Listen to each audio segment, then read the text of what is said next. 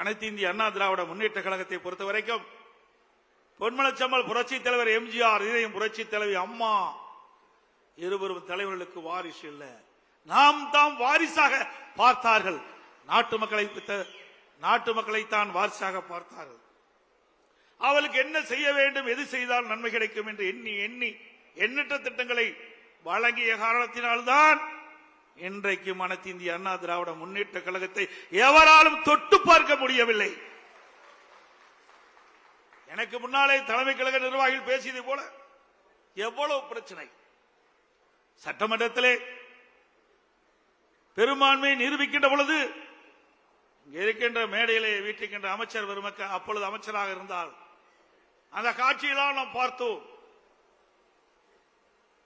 அந்த தீர்மானம் நிறைவேற்றக்கூடாது என்பதற்கு நம்மோடு இருந்தவர்களே சில பேர் எதிரியோடு சேர்ந்து கைகோர்த்து ஒரு சோதனையை உருவாக்கினார்கள்.